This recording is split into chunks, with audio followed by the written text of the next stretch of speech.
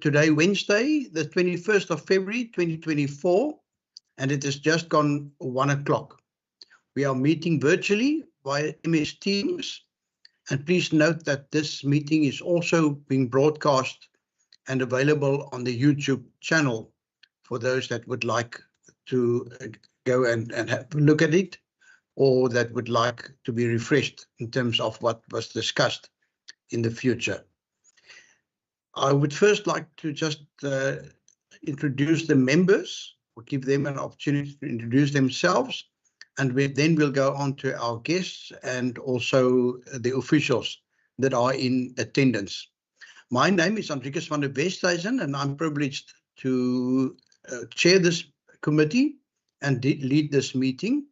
And with that, I want to give over to our colleagues to just introduce themselves as well. Colleagues. Good afternoon, Chair. I'm Derek America. I'm a member of the committee. Most welcome. Thank you very much. Good afternoon, Chair. Peter de Villiers, member of the committee. Most welcome. Good afternoon, Chair, and all officials present. My name is Pet Moran, member of this committee. Good. Thank you very much. And can we just have the officials also? Perhaps I can start with a member of the public. Dr. Stacey Webb, were you able to join? Good afternoon. This is Danny Marlin. Unfortunately, Stacey Webb was unable to join, but I will be standing in for her. And as well as my colleague Taylor will be standing in. So we're representing Sustainable Seas Trust. You're most welcome. Thank you very much for joining us, and we're looking forward to your submission as well. Then from the department, we have Mr. Paul Hardcastle with us, I trust. Good afternoon, Chairperson and members. Yes, I'm from the department, and also I think Russell Mell is also in the meeting from one of the functional directorates that will also participate. Thank you. Thank you. And then I believe he may have been invited at very short notice, our legal advisor, Advocate Andre Leroux. Afternoon, Chairperson. Thank you very much, and thank you for being our advisor. Then also from our officials, as always, our procedural officer. Thank you very much, Ms. Niekerk. And then from the ITC side, Ms. Candice Morris, without whose support we would not have been able to meet this way. And then we also have got an assistant, Ms. Nomfundo Mshumpela. Thank you very much for your role in making this possible. I do also notice some others that are online. We also have from national, and the interesting thing is, although we're the portfolio or standing committee on agriculture, environmental affairs and development planning, this legislation was handled in the National Assembly by the Department of Transport. And it gives me great privilege to then also welcome representatives from the Department of Transport who indicated that they would be joining us today. Would you be so kind to just introduce yourselves and also state your position? Thank you very much, Honorable Chair. My name is Dumsane Ntuli, and I'm the Chief Director responsible for maritime transport. We are, if I could just use this opportunity to indicate that we are on our way to public hearing on the very same bill here in the Free State.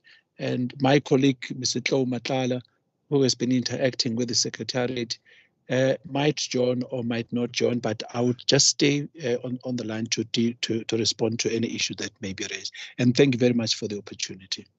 Thank you. Thank you, Mr. Ntuli, and I sincerely do hope that the connection will be stable from your side as well.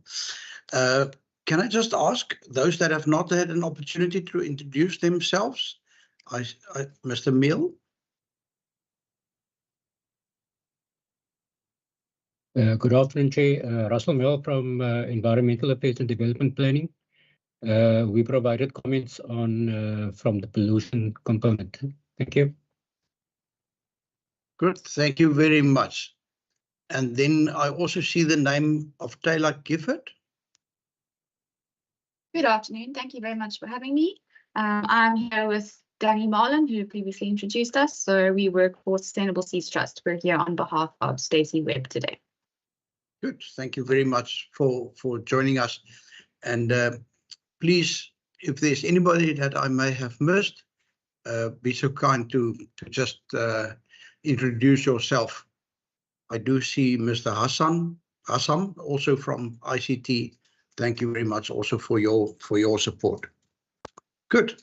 Honourable members, as you may know, having gone through the agenda for today's meeting, on our agenda today, we have the deliberation on the submissions received in respect of the marine pollution, or also in brackets called the Prevention of Pollution from Ships Amendment Bill B5 of 2022, which has been referred to the NCOP, and we will be receiving the National Department of Transport's response to the submissions that were received. So that is why we're really privileged to also have our officials from the Department of Transport with us today. And if I may say, those of you that have been following the news, I think pollution at sea has been highlighted also by the Kuwaiti ship that recently moored here in the Cape Town port, and all the concerns that people expressed regarding the conditions on that ship. And I was just fearing that that ship will probably be cleaned once it's out to sea. And we do know that the nature of what will be washed from that ship will in all probability lead to all forms of pollution of the sea. So I doubt whether those elements or those the product of those cattle, if that will be treated before it gets released into the sea. And that is why in this legislation I was very glad to see that even in the design of ships going forward, that we will have to pay attention to what is released into the sea, and that all effluent will have to be treated. Good. So with that, I want to say we went out calling for public comments. We had quite an extensive list of institutions that we wrote to, including the local government association, municipalities, Hoortgrow, Westgrow. The list is really long and it is available on request. Also, as I've said, universities, various legal resource centers, the Navy and the marine industry, a lot of role players there as well as fishermen associations. The legislation was also advertised on our social media platforms, including the WCPP website. And we then received 2 submissions, one from the Western Cape government and one from the Sustainable Seas Trust. And that is why we're really grateful that you also are here to attend this meeting. May I just point out that in your submission, the Sustainable Seas Trust made reference to various submissions by the Wildlife and Environmental Society of South Africa, WESA, as well as SANCOP, but that we have not received submissions from these organizations. Okay. We also have a matrix of comments received, and this was forwarded to the National Department of Transport for its response. And the purpose of this meeting is therefore to discuss the written submissions received, as well as the National Department of Transport's response thereto. And this will then put us in good stead to identify and agree on possible amendments to be included in our negotiating mandate report that we will be forwarding to the National Council of Provinces. Perhaps I may just ask those guests whether you would like to augment your written submission with a verbal submission today. And please, I'm just going to mute myself and just quickly close the door of my office as I see there's a lot of talk. So over to you, our representatives from, let me just get your name right again, the Sustainable Seas Trust. Please, if you could just inform me whether you want to augment your written submission now. Thank you. Thank you, Chair. No, we're not going to add anything to our submission. We are aware that WESA and SANCOB had supplied comments earlier. So we were supporting the previous comments that they gave you, but we have nothing else to add to our submission. Good, thank you very much. Thank you. Can we then have the Department of the Western Cape Provincial Parliament, Provincial Department of Environmental Affairs. Castle, would you or any of your colleagues like to come in here? Chair, thank you. No, we don't want to say anything more other than what we've already submitted in writing. And I just want to confirm that the comments is not only from our department, but was collated by Office of the Premier for the Western Cape government as a whole. But I see that there's nobody else in the meeting, but from our side, no, we've got nothing to add verbally also. Thanks. Good, thank you. And with that, then over to the National Department of Transport for your responses to the inputs received. Thank you very much, Chairperson, and good afternoon, honourable members and colleagues on the platform. So I think, first of all, I think we appreciate the attention being given to this very important work in the form of the amendments to the Marine Pollution Prevention Act of 1986.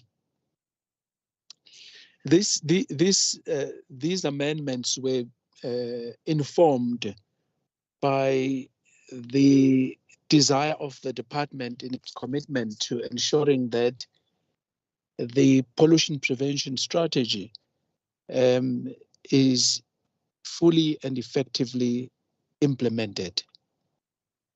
In the strategy, there is an absence of legislation to give effect to some of the key marine pollution prevention conventions which the Republic has ratified and are parties to. And for that reason, the consideration by the department, more particularly in incorporating Annexes 4, which deals with the prevention of pollution from the disposal of sewage from international shipping, and as well as the atmospheric pollution prevention treaty, which is in the form of the Annex 6 to the present convention, which is the MAPOL Convention of 1973. So those were identified as risk and gaps that the Republic needs to close. Hence, then they have received the priority that they have received in the present administration and in the current Parliament. So we then so some of the responses that would be given today would be the same responses which were given when the comments were received following the advert by the Portfolio Committee on Transport at the national level. So we are now in concurrence with the provisions of the Constitution, going out to various provinces to assist in those provinces obtaining their mandates as to how they would deal with this piece of legislation.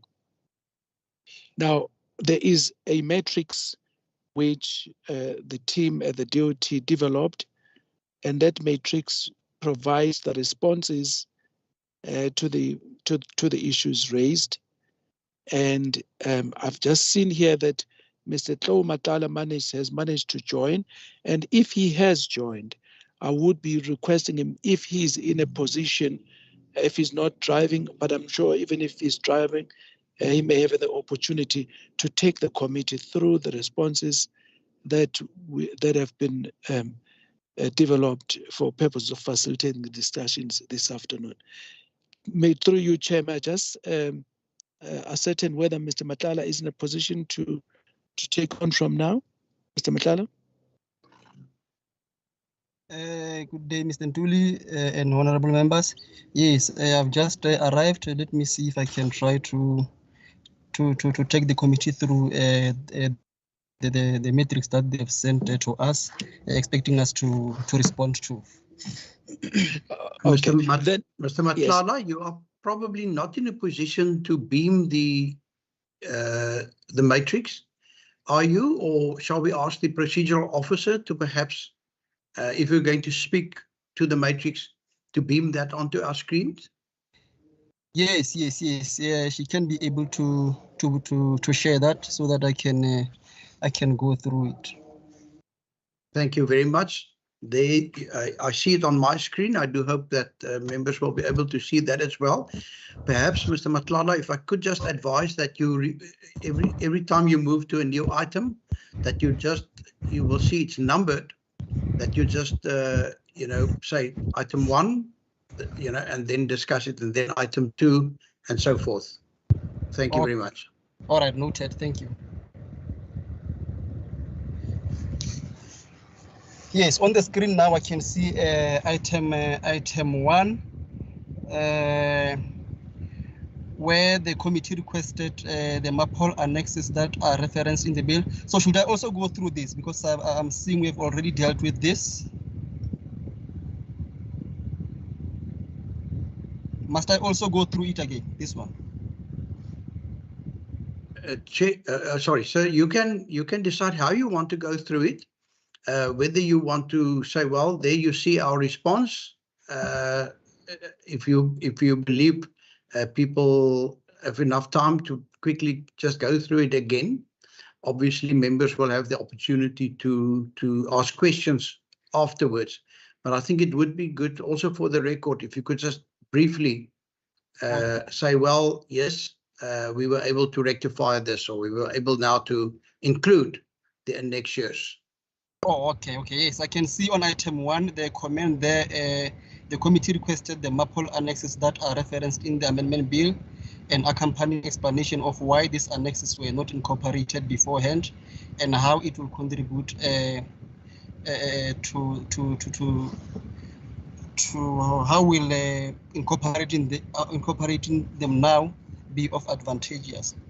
So I think we have responded to this last year in December.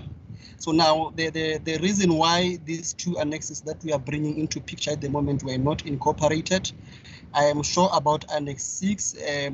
When the Act was developed in 1986, Annex 6 was not yet in the picture. It came at a later stage, I think in 1997, as an amendment to MAPOL Convention. So this is the reason why it could not be taken into consideration at the time when the Principal Act was developed.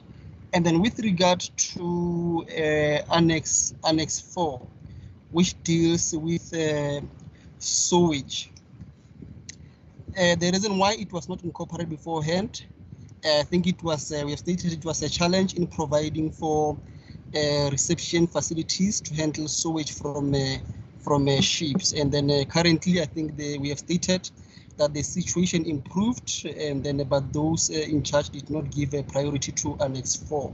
So now we deemed it necessary at the moment to give effect to it, since the situation seemed to be improving at the moment. We can move to next slide, please, to item 2.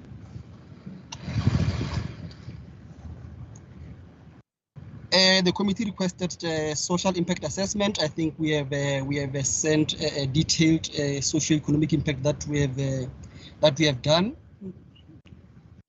Now, item number 3, the committee also requested information pertaining to the punitive measures introduced in clause 4 of the amendment bill, with a specific reference to how these measures will be enforced and which courts will have jurisdiction to prosecute if offences occurs. I've stated there that punitive measures are introduced in clause 4 of the bill. Inspections and surveys will be conducted on ships within our so as to establish compliance with the provisions of the bill.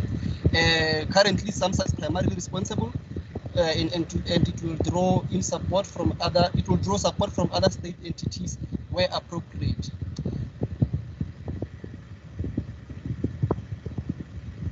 And with regard to which court has the power to enforce this in the case of non-compliance. So in the case of non-compliance, the magistrate court will have jurisdiction depending on the seriousness of non-compliance or the amount of fine that the non-compliance warrant. So the Amendment Act of 1996 in section 4, subsection 2 states that notwithstanding anything to the contrary contained in any law, a magistrate's court shall have jurisdiction to impose any penalty prescribed by this act. So this is just confirmation that indeed the magistrate's court will have a jurisdiction over these matters depending on the severity of non-compliance. Item 4.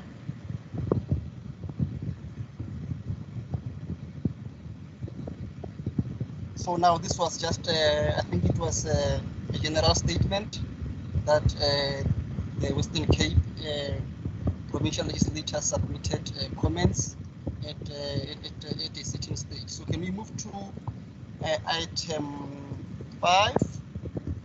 So it is submitted that the numbering throughout the bill needs to be checked. For example, Regulation 11.1B of Annex 4 refers to paragraph 9.1.1, and Regulation 11.3 paragraph B refers to Regulation 9.2.1. So according to the Western Cape government, these cross-references are incorrect. So the correct references are to be Regulation 9.1 and 9.2 respectively. The numbering, that is a recommendation, the numbering of the provisions in the bill must be checked. Honorable members, I'll have to confirm that we have checked in respect of the draft bill itself, but then when it comes to annexes themselves, I'm not in a position to believe that it was a mistake to reference, to provide for those references. I think it is their style of drafting, unlike how we do it here in South Africa. Let me see if we go to Regulation 11.1 paragraph B of the bill. Let me quickly go there. I want to draw your attention to certain issues there. Regulation 11.1.B.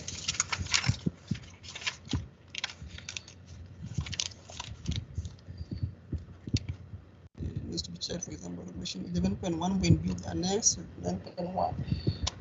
Yeah, yes. Regulation 1.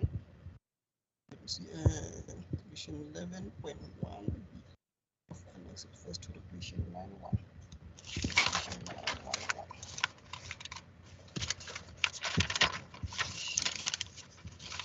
Bear with me, please. Let me confirm something here.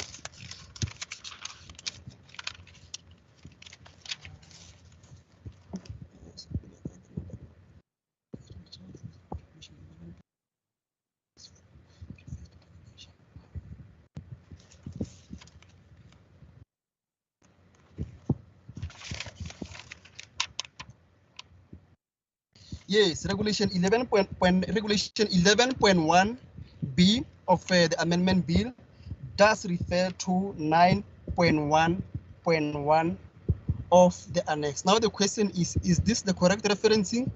Should it be 9.1 as advised by the committee? Now let me go to 9.1. Let me go to 9.1.1. So now, if you look at the amendment bill, especially Annex 4, IMO, when developing these annexes, they used Regulation 9, Subregulation 1, and then Paragraph A. But then when they were referencing, when it came to cross-referencing, according to them, A represent 1. So that's why Regulation 9.1A is now referenced as 9.1.1. So if the reference was going to be 9.1B, so it was going to be 9.1.2 instead of B. I'm not sure if we are together on that one. So for now, I don't think it's a coincidence. I believe it is just their style of drafting as compared to what we do in our country. Because in any event, if we had the power to change these annexes, I think the correct referencing was going to be Regulation 9, Subregulation 1, Paragraph A. Can we move to item 6, please? Where the committee submitted that the word party and certificate are used extensively throughout the bill. So the recommendation there is that both words should be defined to provide clarity as to their meaning. So our answer to that is that the term party refers to South Africa and the certificate will refer to the certificate as it relates to that particular annex of MAPOL. Moving on to item 7, where there is a general comment from the Western Cape Provincial Legislature. They say it is noted that the bill will give effect to Annex 4 of the International Convention for the Prevention of Pollution from Ships, which addresses the prevention of sewage pollution from ships. The bill also incorporates the 1997 protocol to give effect to Annexure 6 of the convention, which addresses the prevention of air pollution from ships. So the recommendation here by the committee is that pollution abatement technologies should be used to reduce environmental impact from incineration of waste, especially those impacts that accelerate climate change. So our response there is that we welcome this comment, and incineration is prohibited in port limits. You can refer to Regulation 16 of Annex 6, which confirms that prohibition. Item 8, please.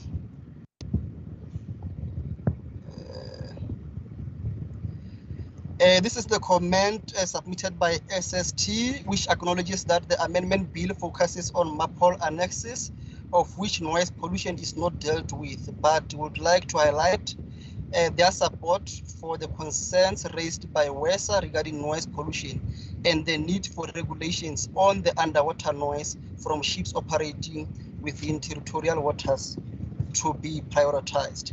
So we are also welcoming this comment. This amendment is to legislate. It should be noted that this amendment is to legislate MAPOL annexes to which South Africa is a party to. So we believe that noise pollution is not dealt with in this particular legislation, but is provided for under the Safety of Life at Sea Convention Code on the noise levels on board ships. So we welcome this comment, but it is dealt with somewhere else in terms of legislation. Item 9 now. So it is submitted that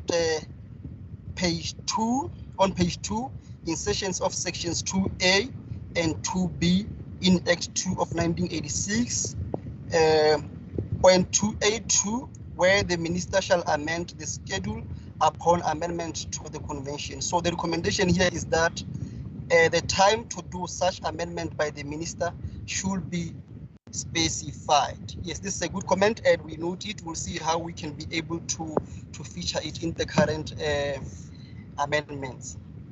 Moving on to item 10, There's a comment there with regard to clause 3 on page 3, which provide for appointment of advisory committee.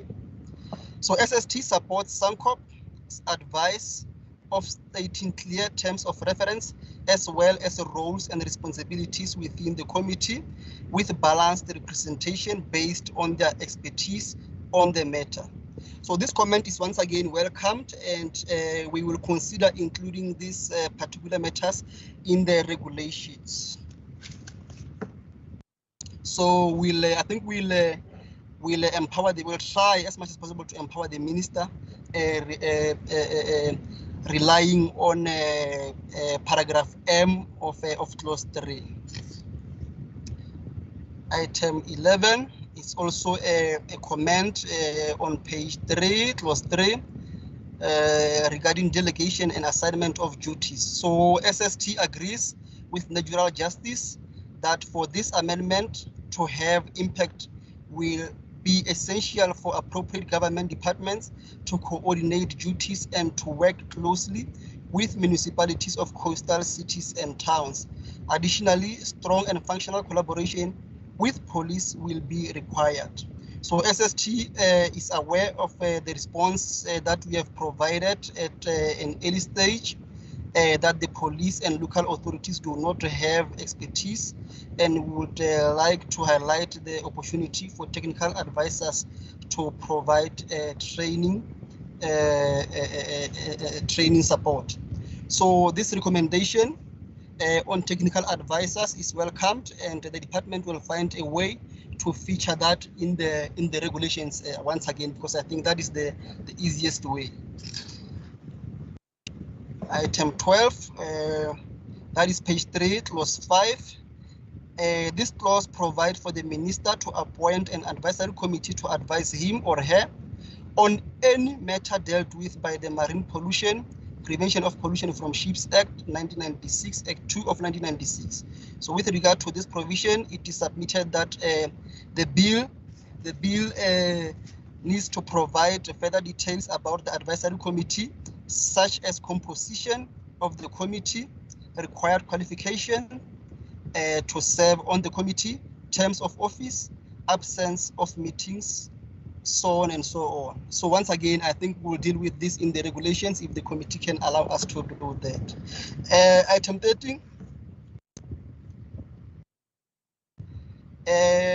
Page 5 of the annex, regulation 2.1, the comment is related to that. So SST queries the reasoning for focusing on ships engaged in international voyages. SST further requests clarity on whether this then excludes all other ships. If so, it is recommended that the regulation includes ships that are engaged in national and local voyages. So now, Section 1, that is our response. Section 1 of the present Act defines the ship to include floating platform, and therefore by this definition, all MAPOL annexes apply on all ships. Section 2 also of the current Act, with regard to application and interpretation, includes all South African ships and all other ships while in the territorial waters of or the exclusive economic zone of our waters. So these provisions, which confirms that not only ships engaged in international voyages are covered, is confirmed in the Amendment Act number 66 of 1996. So the 1986 Act was amended by Act number 66 of 1996, where you'll find these two provisions, which confirms that these annexes do not apply, or MAPOL does not apply to only ships which are engaged in international voyages. Thank you. Item 14. That is a comment in relation to page 5, Annex 4, Regulation 2.1. SST once again supports WESA's advice of including smaller ships within the regulation by lowering the gross tonnage threshold to 100 gross tonnage rather than 400 gross tonnage. Our response there is that 400 gross tonnage is as per MAPOL convention, which the which the focus of 400 gross tonnage is as per MAPOL convention, and the vessels under convention size are to be dealt with maybe in the regulations. That is our response. And then item 15.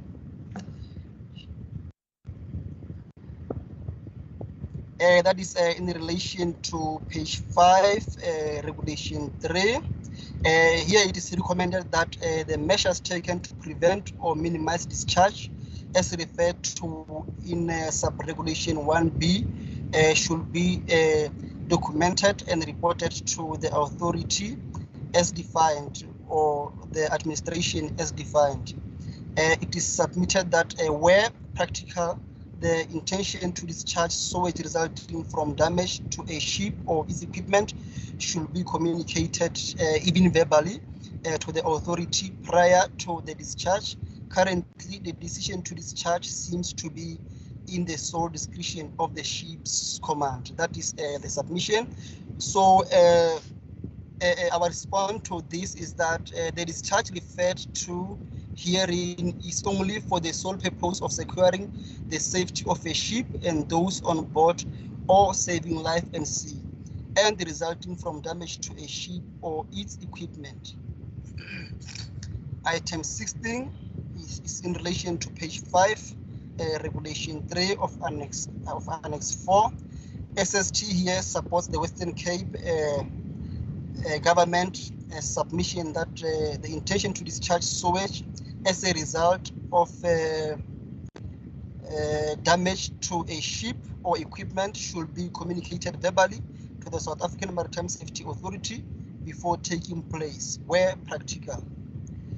So we will look into this for as long as, that is our response, for as long as the time that it will take for such communication to be carried out does not defeat the purpose of such intended discharge, which is for safety and other reasons which are stated there. Item 17 now.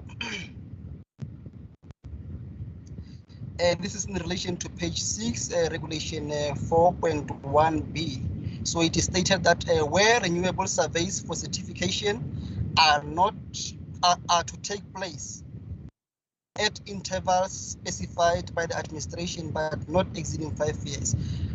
According to this submission, this time frame is concerning, and it is recommended that the intervals between surveys is reviewed by the advisory committee and that they consider shortening it. So we welcome this advice, and the department will consider empowering the advisory committee through the regulations to review intervals between surveys. That is our response.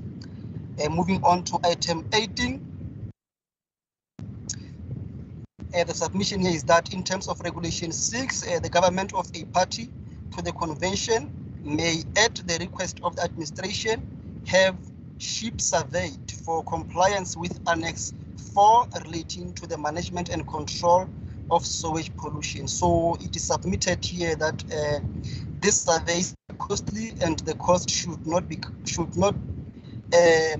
borne by the government. It's also submitted that the cost of the survey should be for the account of the ship's owner or the operator. It should also be considered, that is the advice that we are given, we should consider including a provision requiring the owner or operator of the ship to cover the cost of these surveys. So our response there is that the cost of such surveys are paid by the ship owner. Let's move on to item 19. The submission here is that the expiry of an international sewage pollution prevention certificate may be due to the fact that a ship may not have been able to undergo a renewal survey to obtain a new certificate, possibly for an extended period of time. So with regard to this clause, it is submitted that a provision should be inserted requiring a ship to provide reasons as to why its certificate has not been, or its certificate has expired rather. So now our response there is that vessels that do not comply with the requirements of MAPOL may be detained. That's the first thing. Provisions are made for certificate to be extended upon expiry for a period of not longer than 3 months. See Regulation 8.7, when surveys cannot be effected, e.g. during unexpected events like COVID-19, so on and so on. Moving on to item 20, the submission here is that similarly to the point made in respect of Regulation 4.1b, page 8, Annex 4, Regulation 8.1, the submission here is that where an international sewage pollution prevention certificate shall be issued for a period not exceeding 5 years, it is recommended that this period be discussed by the advisory committee and that they consider shortening the period. Now, our response is that because the 5-year period was a treaty requirement, effort will be made to ensure that during the development of regulations, this issue is catered for. Item 21. This is a submission in relation to Regulation 11, which makes reference to disinfection of sewage being discharged in coastal waters. So the submission here is that some ships may discharge significant volume of partially treated sewage. Disinfection will be undertaken prior to releasing the sewage into coastal waters. So when disinfection is being undertaken, consideration must be given to some of the chemicals that are used in the process, such as chlorine, as this may have a harmful effect on ocean ecosystem. Furthermore, on-board treatment facilities and processes for ships with large sewage loads, such as passenger ships, must consider the removal of endocrine disrupting substances from the sewage stream before it is treated and released. So with regard to this particular comment, our response is that firstly, we note this advice and the sewage that has been stored in holding tanks or sewage originating from spaces containing living animals shall not be discharged instantaneously, sorry for that, but at a moderate rate when the ship is en route and proceeding at not less than 4 knots. The rate of discharge shall be approved by the administration based on standards developed by the organization. Moving on to item 22, and this is in relation to page 10, Annex 4, Regulation 11.2. SST would like to highlight concerns regarding visiting ships from other states following less stringent requirements, not needing to follow the regulation of the distance at which sewage may be discharged in our South African waters. So our response here is that this is exactly as it is in MAPOL Annex 4. If a vessel is in a state where the discharge conditions for sewage is less stringent, then these requirements shall not apply. That is our response to that submission provided by STT. So now moving to item 23, this is in relation to page 11, Annex 4, specifically Regulation 12.1. So with regard to this regulation, SST would like to highlight concerns regarding ports providing adequate reception facilities for sewage. SST is also aware that TNPA issues licenses to service providers who are authorized to collect that sewage. So according to SST, currently not all ports have the facilities in place, and instead vessels are turned away when requesting reception of sewage. So our submission here as the department is that through this amendment bill, all ports will now have no option but to provide for such reception facilities. Item 24, please. This is in relation to page 26, Annex 6, Regulation 5, which indicates that annual surveys of ships will be conducted to ensure that the ship remains within regulation under Annex 6, which deals with air pollution. So SST would like to query why this same annual survey is not currently intended for ensuring ships to ensure that ships remain within regulation under Annex 4 sewage, particularly in relation to Regulation 4, page 6. So now in Annex 4, I think something similarly has been provided there, where a renewal survey at intervals specified by the administration may serve for this purpose. That is our response. So there is no annual surveys provided for in Annex 4, but at least there is a renewal survey phenomenon which is provided there, which I think will serve the purpose herein. Moving on to item 25.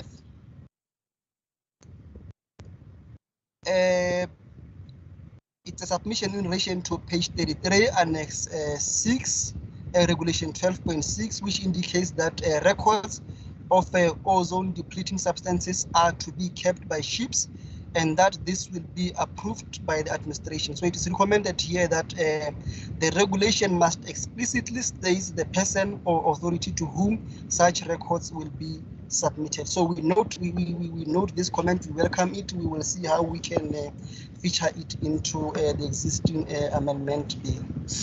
Moving on to item 26, with regard to page 9, Regulation 16.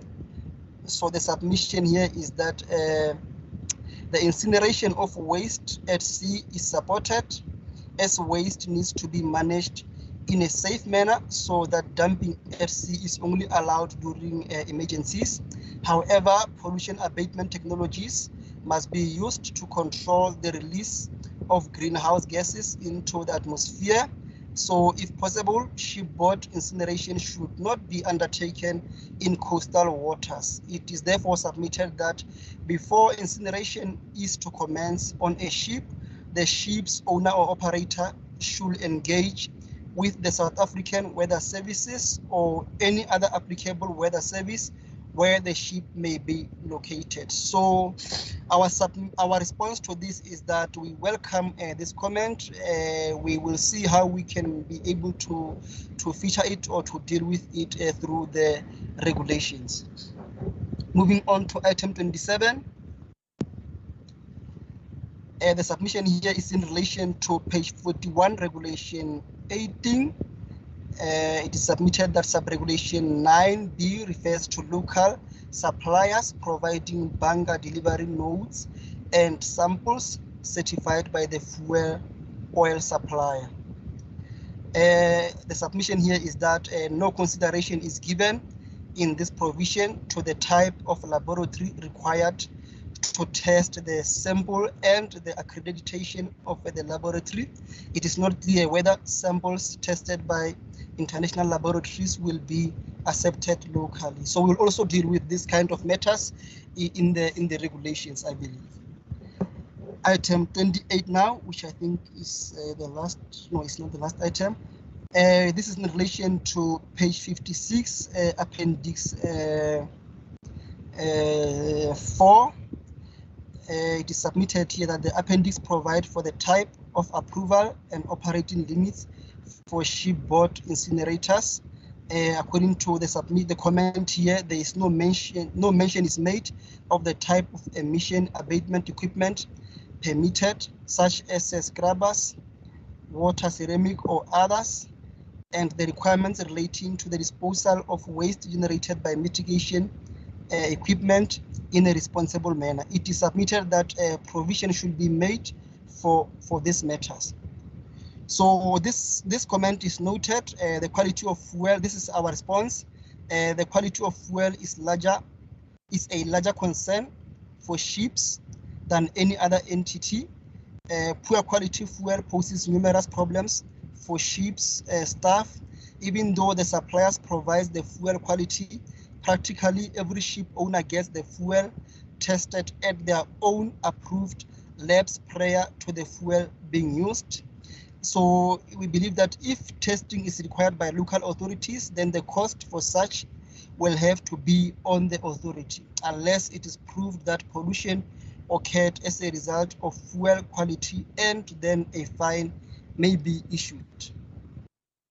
Item 29.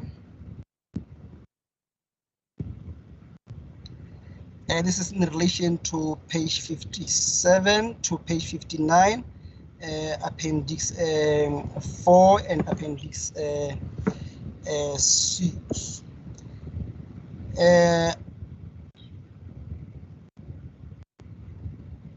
No, this is appendix 5, in fact.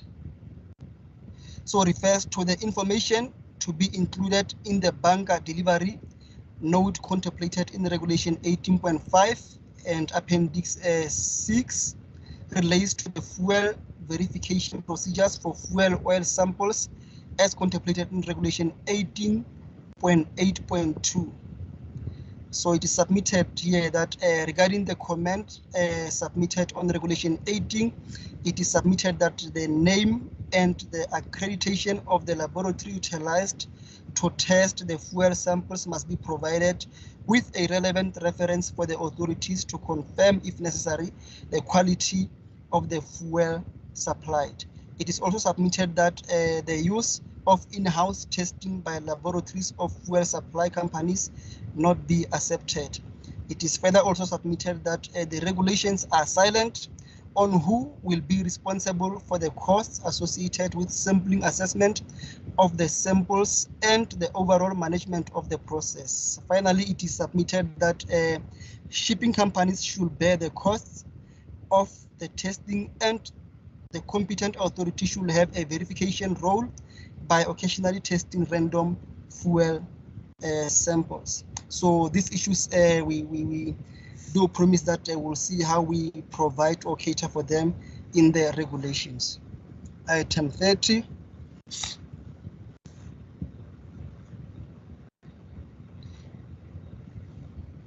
It is submitted here that it should be noted that there are currently no emissions control areas along the South African coastline. There's also a question posed there as to whether is there any intention to declare such areas at least within the vicinity of the major South African ports. Our response there as the department is that yes, once this annex forms part of our domestic law, this will be catered for. Item 30.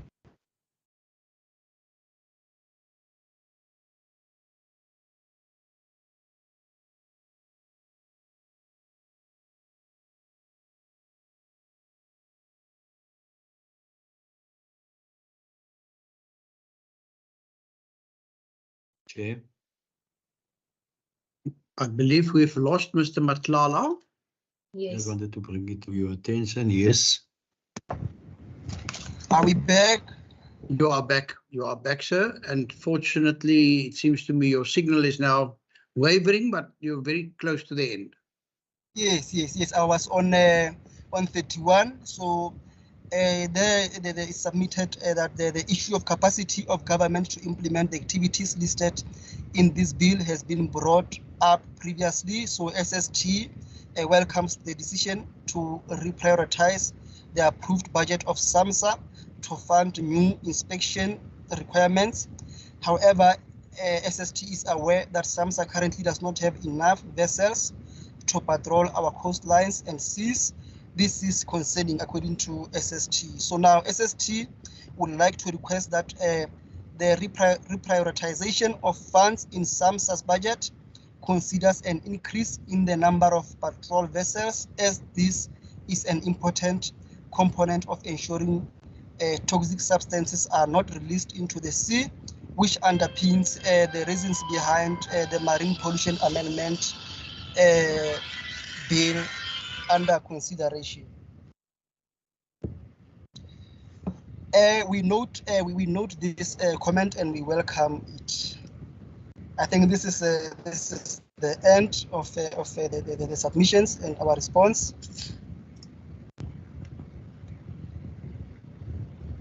Thank you, Mr. Marvin, and my apologies for renaming you as Matlala. And thank you very much.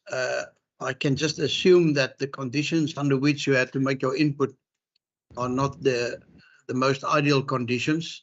Having travelled to, is it you that's going to attend a public hearing tonight? Come again? Is it you that is on your way to a public hearing?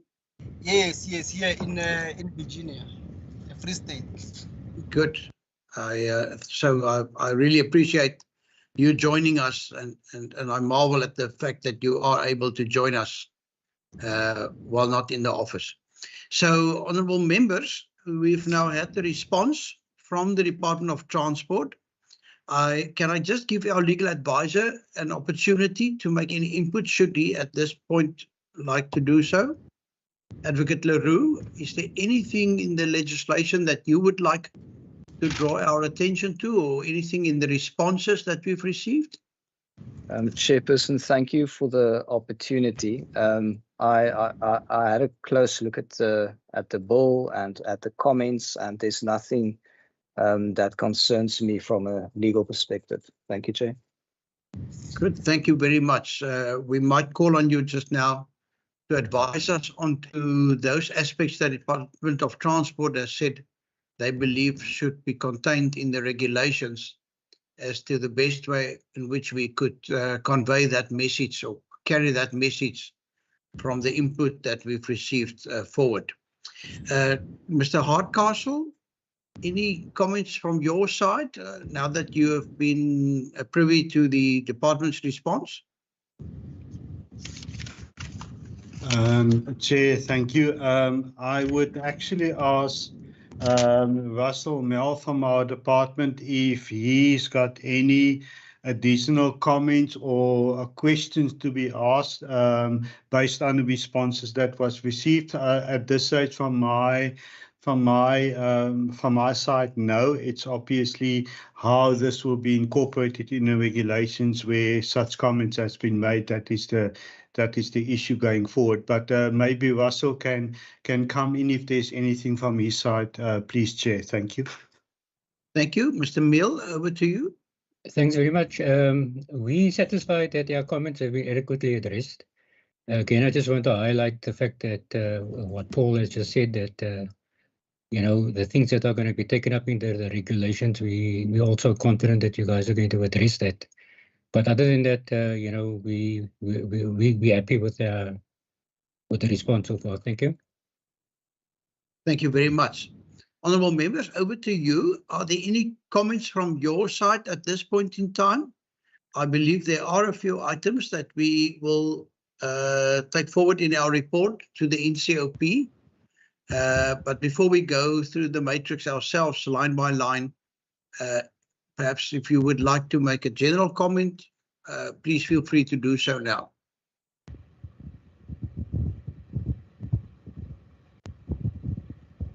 I do not see any hands. So then, thank you very much to all of you. Chair, there are hands. Oh, thank you. Myself and Honourable Rana. Chair, I just wanted to know, thank you for the opportunity. What assurance do we have that the comments that were made, that it will be incorporated in regulations, that they are indeed considered when the regulations are drawn up? Thank you, Chair. Thank you. And Honourable Moran, you will be... Thanks, Chair. Just from my side, first, happy with the responses by the department in terms of our concerns. Just one issue, Chair, and forgive me if I've missed that part, but I've read, I think it was on page 3, I'm not sure, which court will deal with the issue of sea pollution. And the response was the magistrate court. Now, I want to believe that if, for instance, sea pollution happens there deep in the sea, how will we determine which magistrate court? In which waters? Is it in the waters of Durban? Is it in the waters of Cape Town? How will we determine which magistrate court will determine with sea pollution? Thanks. Pollution. Good. Thank you very much. And if I may add another question from my side, and I'm going to refer again back to this ship with 19,000 cattle aboard. I see in Regulation 1 of the bill that when it speaks about sewage, it fortunately also addresses the issue of live animals. And my question to the department, the departmental officials is, I do know what the situation is going forward, in the sense, it seems to me, if I understand it correctly, that future ships of this nature will have to have a sewage tank, or alternatively will have to treat the sewage before it is released into the ocean. The feedback that I have from this particular ship is that they will be cleaning the decks with seawater now once they're out in the open sea. Now, this is exactly what this bill is trying to avoid. Is there any existing regulations that could prevent such actions to be undertaken, and for all of that ammonia and for all of that manure to be just dumped into the sea? Or do we have to rely on this bill going forward, and would only that then ensure that ships of that nature will consist of, or will be equipped with the necessary equipment to catch such effluent, and then ensure that it is being treated properly before it gets released, whether on land later on or whether in the sea, whatever the case may be. If you would be so kind just to respond to those comments and questions, sir, much appreciated.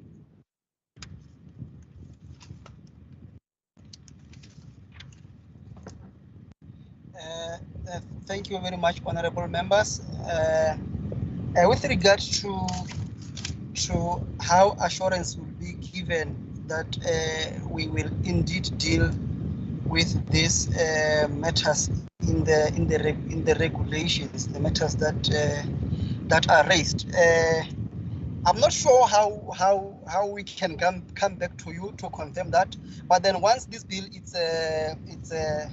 it's approved, it's finalized, I think we'll have no choice but to start to develop the regulations. And the reason why we opted to deal with this kind of issues within the regulations that we will develop is that that process of developing regulations until they are promulgated is much shorter, and the easiest way to address this kind of issues. And in the regulations, I believe we'll be able to address in details a number of issues, as opposed to in a piece of legislation such as a bill or an act.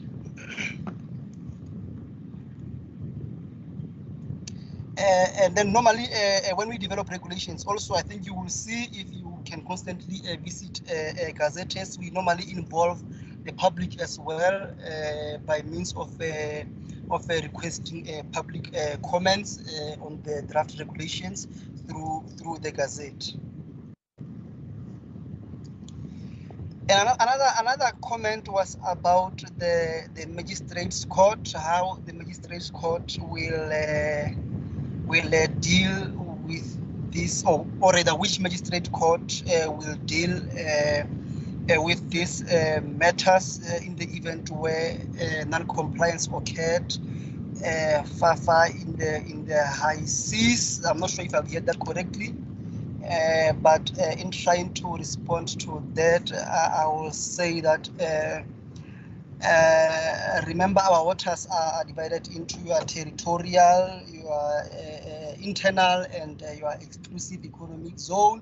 So from the nearest land until a particular distance, I think it's 12 nautical miles, that will be our South African waters, and further than that, it will be maybe the the high seas, if I may call it that way.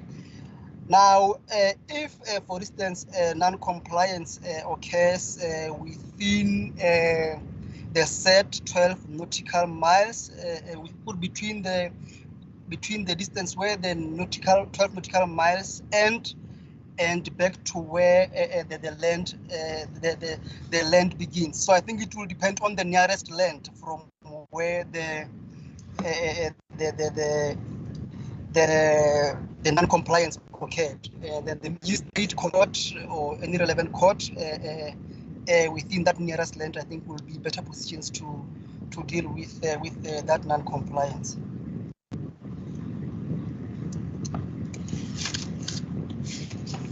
And the third comment, I could not get that clearly. The third question.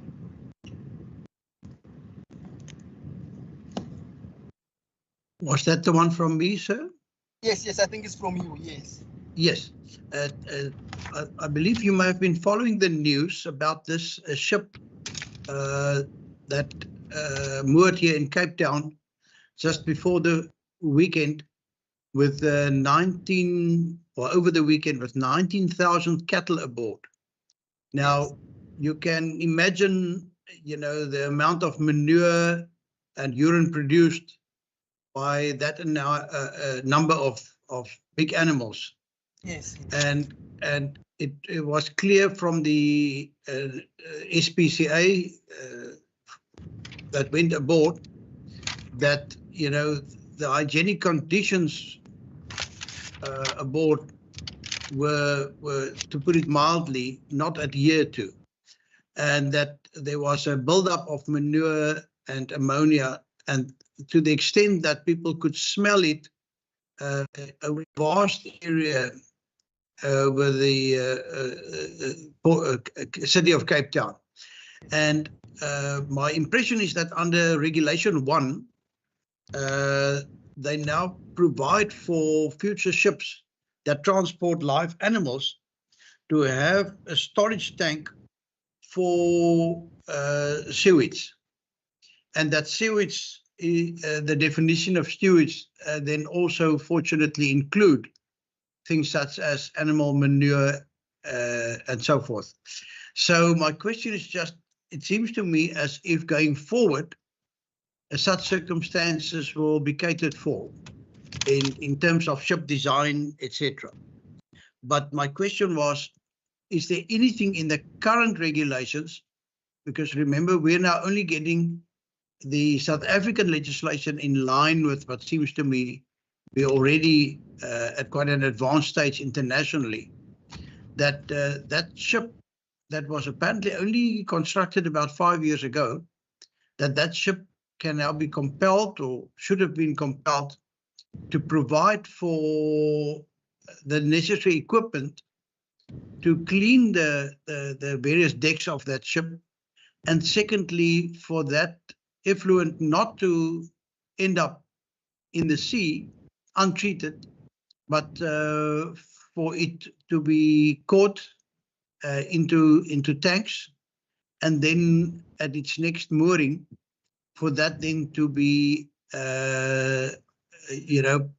pumped to a proper sewage treatment plant, or at least, and if that's not possible, for the ship itself to, in due course, install a sewage treatment facility aboard.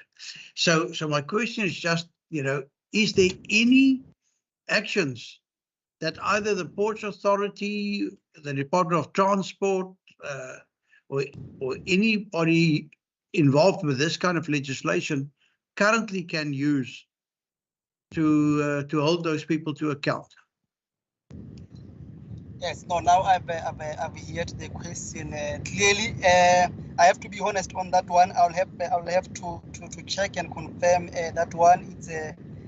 It's beyond my knowledge, and then I'll promise I'll come back in writing for that one. Unless if Mr. Ntuli is still here, maybe he can be able to assist. but I'll have to believe he's not. He doesn't seem like he's here. But I've written the question down. Allow me, Chair, to respond to that in writing in due course, so that I give you the proper answer.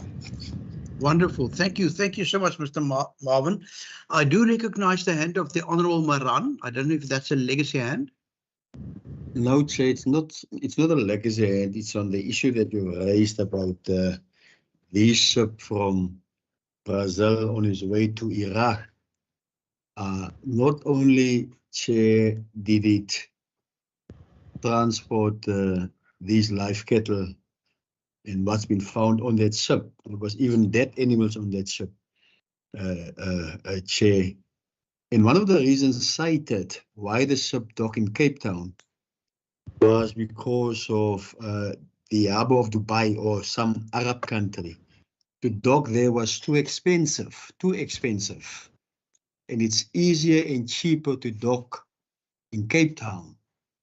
And on top of your questions, Chair, one just wanted to check in terms of the regulations, whether they make provisions for such circumstances not to happen in future. Because if we are saying our rates is too cheap, it might be that we will have over the next couple of years experience more such cases because of the tariffs that we ask for ships to dock in our harbors. Thanks. Thank you. Thank you, Honorable Maran. I don't know if Mr. Marvin would like to respond. Yes, safe to say we'll try to feature that in the regulations as if possible. We will try as much as possible to cater for that, because I can see there that with this new amendment bill, the minister will now be empowered among other things there's just an open statement there that shows that the minister can develop regulations generally on any other auxiliary or incidental administrative or procedural matter that are necessary for the proper implementation or administration of this act. So even though those kind of issues are not catered for in this current bill itself, we still have got an opportunity and free to deal with them in the regulations as much as we want. Good, thank you. Thank you, Mr. Marvin. Mr. Hardcastle? Maybe, Chair, if I can maybe ask the department if there is a possibility to include an enabling provision in a bill that caters for that the authority can request when and if needed an assessment of a situation on a ship at the cost of the ship owner to identify interventions to be implemented to deal with certain circumstances. Maybe such a general provision that allows the authority to ask for an assessment in certain circumstances. Good, thank you. Thank you very much. Honourable members, there's been a wider discussion, and even some of the items raised in the matrix went a little bit wider than just proposed amendments to the bill. Some of them were comments, some of them were questions, etc. If I could ask that we come back to the matrix and then just highlight those issues which we believe can or should be contained in the report to the NCOP when we draft their negotiating mandate, if that is in order with you. So the first one, where our department has asked for the annexures all to be included, it seems to me that can now be done, and I presume that would be we would be able to include that in our report. Then 2 was just a request that was complied with.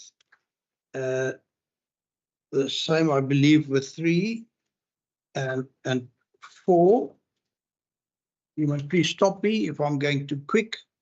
Then under number 5, noted, agree the bill needs to be checked for numbering. So perhaps that is something which you could just contain in our report as well. It seems to me as if the words party and certificate, it would do no harm to include those under the definitions. It seems to me then that under number 7, the pollution abatement technologies that should be used, it seems to me as if that is something for the regulations as well. Then number 8, it seems to me dealing with noise pollution. It says it's not dealt with in MARPOL, but provided for under the Safety of Life at Sea Convention. So it seems to me that may be catered for. Then I propose that number 9 be taken up into our proposed amendments, which will give the minister a specified time within which the minister must amend the schedule. Then there are a number of items raised which the Department of Transport believe should be contained in the regulations. And perhaps if I could number 10, 11, and 12 as such items that that we try and convey to the NCOP and request them to then also convey to the Department of Transport that the regulations do provide for such items as well. That is my proposal in that regard, but I'm open if somebody would like to consider later on. Then the same, I think, number 16 and 17, which the department says the department will consider empowering the advisory committee through regulations to review intervals between surveys. So it seems to me that will or could also be covered by the by future regulations. Then number 18, I'm satisfied with the department's response that the cost of those surveys are paid for by the ship owner and that it will not become the burden of the taxpayers, etc. Then also number 19, it says it's submitted that the provision should be inserted requiring a ship to provide the reasons why its certificate has expired. And the department says regulations are made for a certificate to be extended upon expiry. So again, it seems to me that is something which is more regulation material. 20, again, it's something which I think we should pass on as being important for future regulations. Perhaps just a little spelling mistake there. This issue is among the matters catered for. If we could just correct that in the matrix on the 20, especially if we're going to cut and paste, bringing this under the attention of the NCOP. Then number 21, there's a very interesting one, and I want Mr. Marvin just to correct me.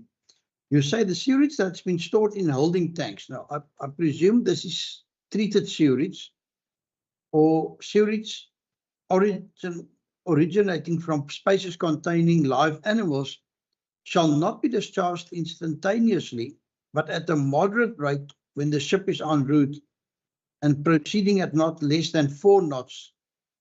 The rate of the discharge shall be approved by the administration based upon standards developed by the organization. Now, perhaps if Mr. Marvin could just help, because I am abhorred by the idea that this ship might now be, rinsing itself, cleaning with seawater once it's out at sea, traveling just faster than the 4 knots. I think I speak on behalf of us if we say we would actually like to see that the only effluent that is released at sea should be treated effluent. Then number 22, it seems to me that as if this is already covered by MARPOL, annexure number 4. And then number 23, that ports will have no option but to provide for such reception facilities. This is now facilities to receive sewage in future if such ships would like to moor there.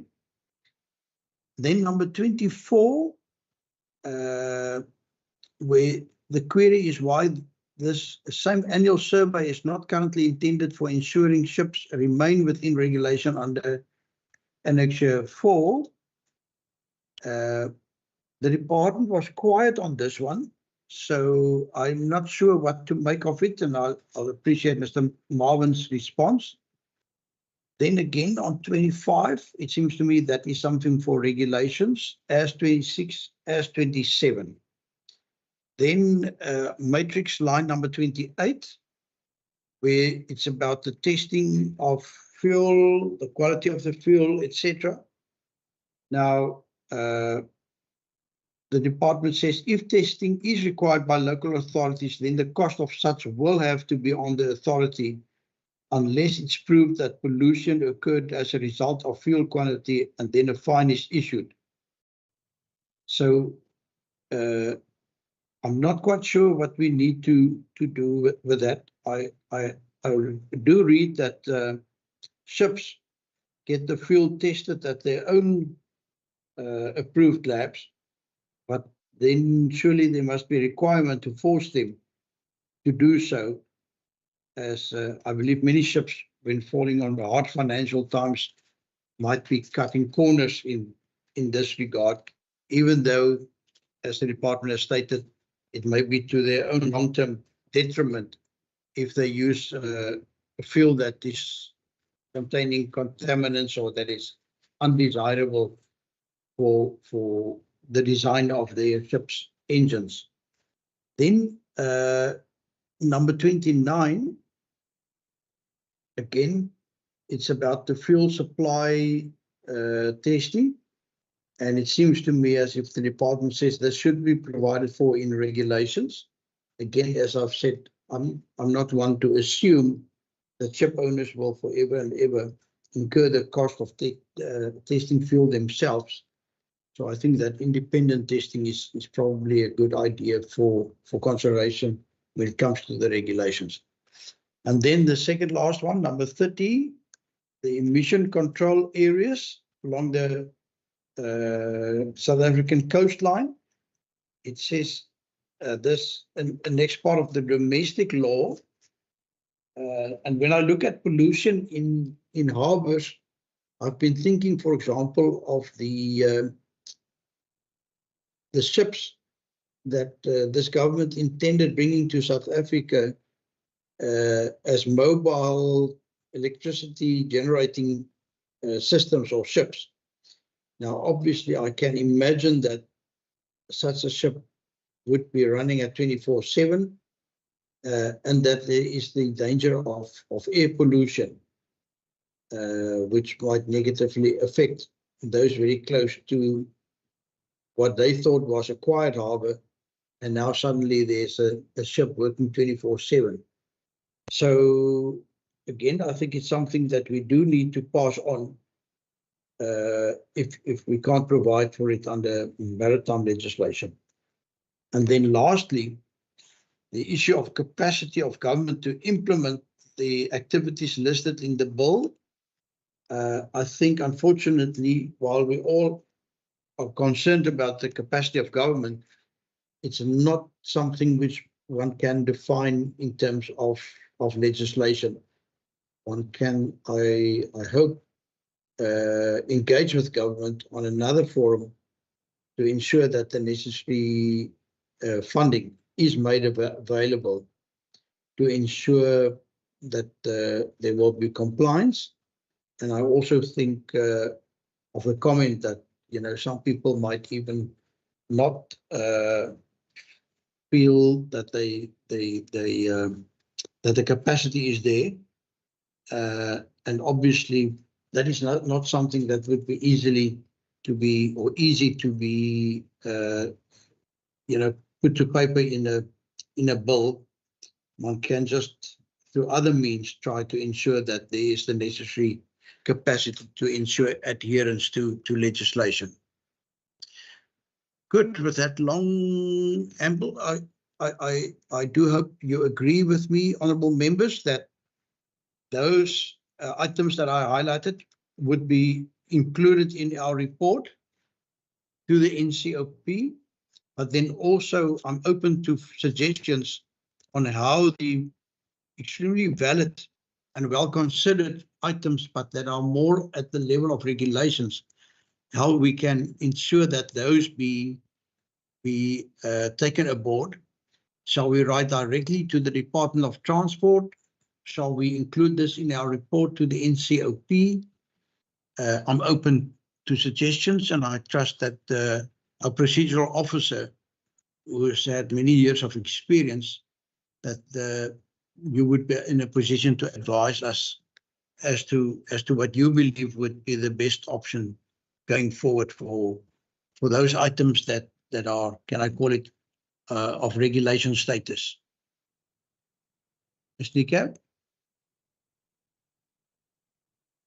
Yes, Chairperson, thank you. We can certainly include the committee's stance on the items that would require to be included in regulations into our negotiating mandate. I can do a separate heading for that. Then, Chair, you can also then write to the NCOP Select Committee separately regarding those regulations to be or the comments to be included in the regulations. And then what the committee could also do, and I don't know in terms of time frame, is we could then also just watch the space as to when those regulations are going to be published, calling for public comment. But certainly it can be included in the negotiating mandate. Thank you. Thank you very much for that input. Perhaps the thought just crossed my mind, we may even have a belt and braces approach and write to the officials in the Department of Transport nationally to just say to them, listen, these were the items contained in our matrix. You indicated that these are more appropriate or would be more appropriately taken up into the regulations, and these are the items to which you responded in that way. So if it's all fine with members, I would propose that we then follow that route, contain it in our report to the NCOP, but also write directly to the department, just reminding them of these needs that were identified. Good. Chairperson? Yes. Excuse me, I can't raise my hand because I'm sharing my screen, but that letter we would send to the ministry and we will copy in the Director General in order to get the response from the department. Excellent. Thank you. Thank you very much. Honourable members, if that is acceptable to you and to our legal advisor and our DEDP officials, can I say then thank you very much for your presence, for your involvement, and thank you very much also to the national department's representative. Thank you for responding so aptly to the matrix. And I don't know whether you need to travel tonight still, Mr. Marvin. I do hope that you can overnight close to where you are currently, and that you would not need to negotiate some potholes in the midst of after dark, after the public hearings. So thank you very much for joining us from there. The officials that would like to exit the meeting now, are welcome to do so. We will now go over to other resolutions, the consideration of the draft committee minutes, as well as the draft committee quarterly report. So again, thank you very much to those of you that joined us for the discussion on the bill. For the members and others, please remain with us so that we can just finish our agenda for this afternoon session. But thank you very much and be safe.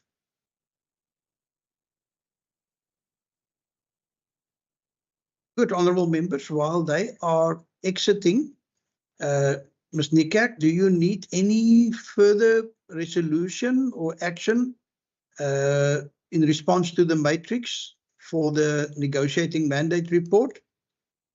The No, Chairperson. The report will serve then this coming Friday. Correct. For consideration. Correct. I think I have all the information that I need, unless there's additional information that members want to highlight. Thank you. Good. Thank you so much.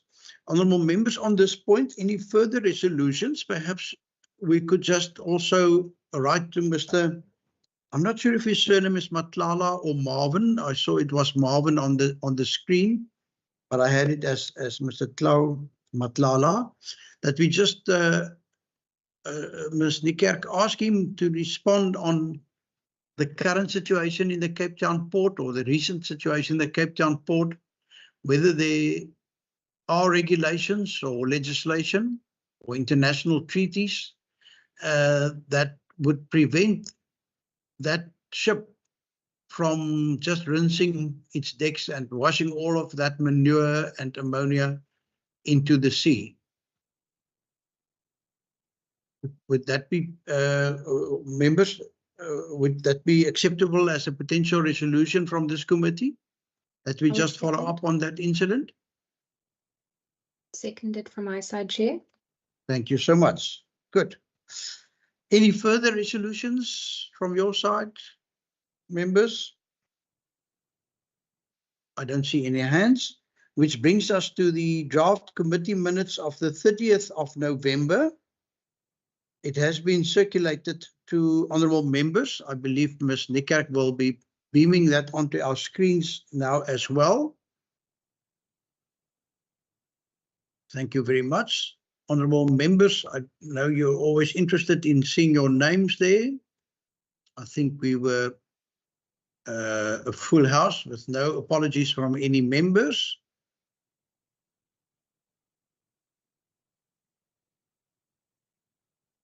This was the meeting where we dealt with the Department of Environmental Affairs and Development Planning's vote in the schedule to the Adjustments Appropriation Bill. Good. Honourable members, can I have a proposal that we adopt first the minutes of the 30th of November, the first meeting that we had at 10:15 regarding the Department of Environmental Affairs and Development Planning. I recognise Honourable Maran. Yes, Chair, I've noticed that I was present on the 30th of November dealing with Vote 9, Environmental Affairs, Development and Planning. Chair, I'm happy with the minutes as it stands, and I want to propose that we adopt. Thank you. I've got a proposal for adoption. I do recognise the hand of the Honourable America. Seconded, Chair. Thank you. Thank you. No dissenting voices. Unanimously adopted. Thank you so much. Ms. Niekerk, would you be so kind to also beam the minutes also of the 30th of November, but for the meeting that we had at 12 o'clock when we dealt with the Department of, I believe it was Agriculture's vote. Again, honourable members, please check your names and attendance.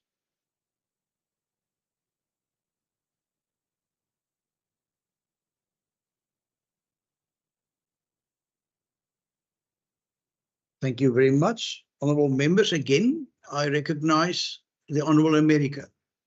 Chair, I notice that my name is there, and I therefore move that we adopt the minutes. Thank you. Thank you. Honourable Maran, you recognised? Yes, Chair, thanks. I also noticed that my name is there, I was present, and I want to second that we adopt the minutes of vote 11 on that same day. Thanks. Thank you. I accept and assume that it is adopted unanimously. So thank you very much as it is. And thank you very much for excellent minute keeping, Ms. Niekerk. Which brings us to the third last item, the consideration and adoption of the draft committee quarterly report. That is for the period from the 1st of October to the 31st of December 2023.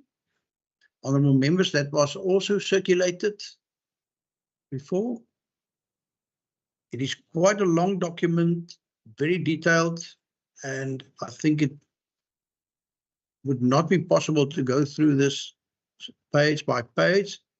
Again, I think members might be interested in their attendance over that quarter for the 7 meetings that we've had in that period of 3 months. Honourable members, I'm again looking for a proposal that we adopt the quarterly report, and I recognise the Honourable Murray. Thank you, Chair. I propose that we adopt the report.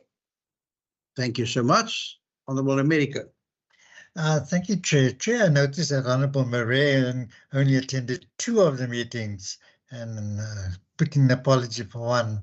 I don't know if it's a conflation of the 2 separate committee meetings, hence Honourable Murray did not attend all the meetings, but the attendance of members of this committee is very commendable, and therefore in the context of that, I do second the proposal that we adopt the report.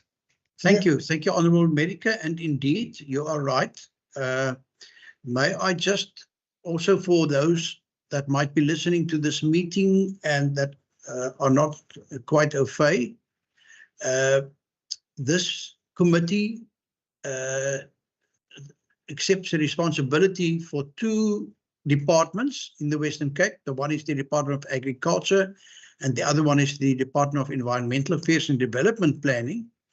And as both the Good Party and the Freedom Front Plus Party indicated at the beginning of this term, that they would like to cover at least one of those departments, with Freedom Front Plus indicating that they would like to cover Agriculture Department, and that Good then indicated that they would like to have oversight over the Environmental Affairs and Development Planning.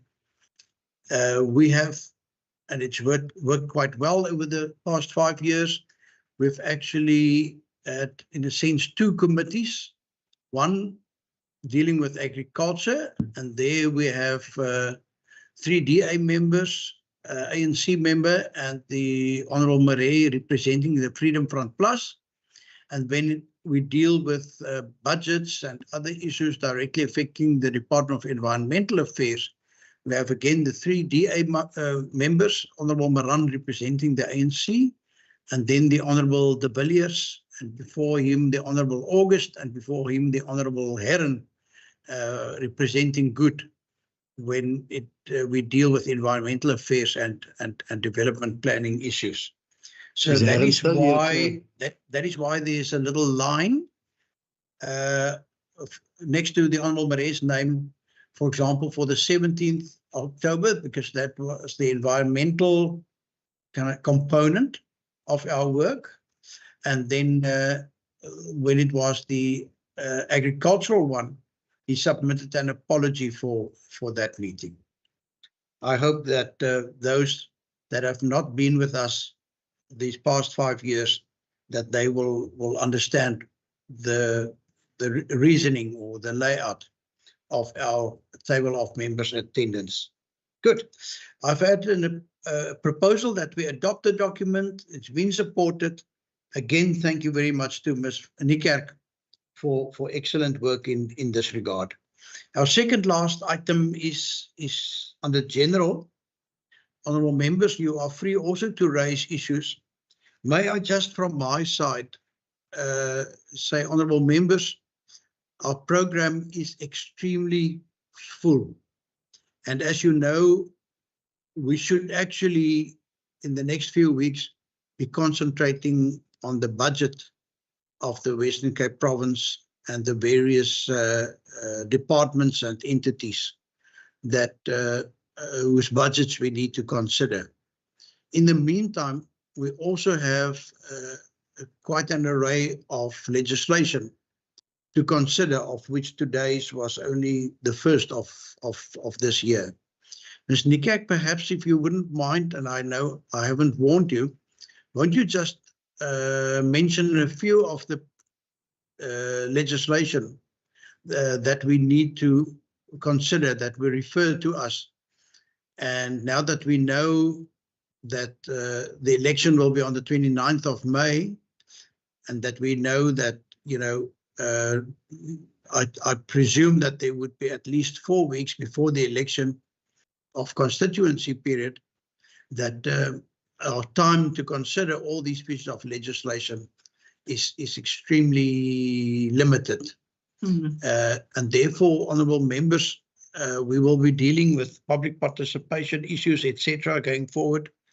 But to a large extent, I think we will need to consider using virtual sessions, as we will just not have the time to travel to the outskirts of our province. For those of you that may have been in earlier meetings, I've also asked earlier today that our procedural officers meet and say, well, you know, if we need to travel to, let's say, Mossel Bay, what pieces of legislation can we deal with? And can we perhaps even have 2 sessions of public hearings, you know, I presume from 5 to 7, and another one from just after 7 o'clock until 9 o'clock at night, so that we save on traveling time, that we save on money, that we save on general logistical expenses. So, Ms. Nikkerk, just give us just a glimpse of what we are required to consider in the next few weeks. All right, thank you, Chairperson. Well, at the moment, the committee has already concluded its public participation process on the Marine Pollution Bill, the one that we've just dealt with now, as well as the Climate Change Bill. So the Marine Pollution Bill, our negotiating mandate, will be discussed in the meeting this coming Friday. Regarding the Climate Change Bill, although we've only received 10 submissions from stakeholders, the number of individual line items pertaining to the specific clauses of the bill totals 166. So members will notice that I have sent out a meeting request where the Department of Forestry, Fisheries and the Environment will respond to those comments received next week and Tuesday on the 27th. I was mindful that that process may not be concluded in that meeting, and therefore I managed to get another meeting slot for the committee on the 28th of February. So the Marine Pollution Bill and the Climate Change Bill, the committee would comfortably be able to conclude it within this term. Then we also have the Marine Oil Pollution Bill that was referred to the committee last year. Now, the committee has not received a briefing on this bill. There has been no program from the NCOP Select Committee regarding the timeframes in terms of the processing of this piece of legislation.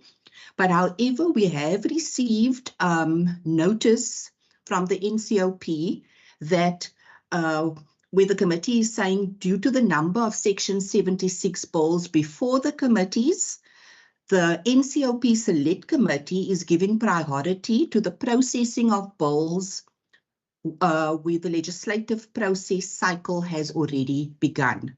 So the legislative cycle in terms of the Marine Oil Pollution Bill has not begun yet.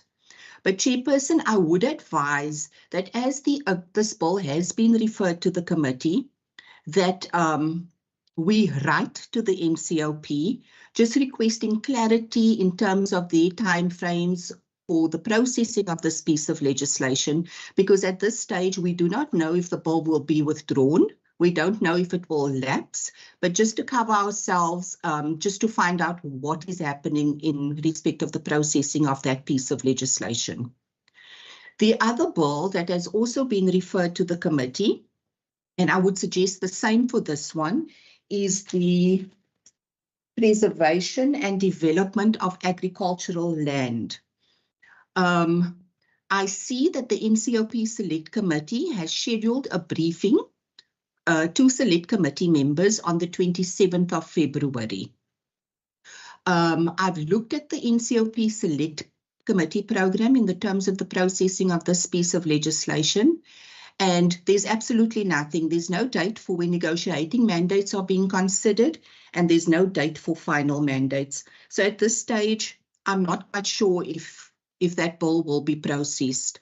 But then again, Chairperson, as I've said, in terms of the marine oil pollution bill, that we should write to the NCOP Select Committee just requesting clarity in terms of how they plan to proceed with that bill.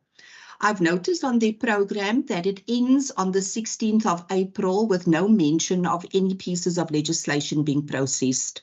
So that is where we're currently at in terms of the 4 bills that have been referred to the committee at this stage.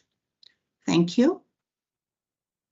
Good, thank you, Ms. Niekerk. So, honourable members, Ms. Niekerk proposed that we write to the NCOP to seek clarity on those bills, marine oil pollution, as well as preservation of agricultural land, expressing our concern and also asking for clarity. I don't think any one of us would like to spend ratepayers' money on a process which eventually will lead to nothing should the NCOP decide to also go into constituency period before they've been able to consider those bills. Can I also just say, I think there's a general expectation that the NCOP will not propose any changes to legislation, because the moment they propose changes to legislation, it will have to be referred back to the National Assembly. And if I was a member of the NCOP, I would be aggrieved by an assumption that we will just rubber stamp legislation of the National Assembly. So please, let's get clarity on that process. So, honourable members, with that message that the demands are going to be quite high, I want to say thank you very much. I'm very proud of this committee. We've just seen the wonderful attendance records by yourselves, your active and participation in meetings. I really appreciate that as a chair, and I can just express my gratitude to you. I believe we've formed a wonderful and formidable team, and with your support, I think we would be able to give the full attention to the legislation that is still coming our way. So thank you very much. On that note, and seeing no hands, I want to close this meeting and say thank you again. Have a great evening, and we'll be seeing each other again then on Friday. Thank you. Thank you, Chair. Bye. Thank you. Thanks, Thank you, Chair. Chair. Have a nice you, day, everybody. everyone. Bye, everyone.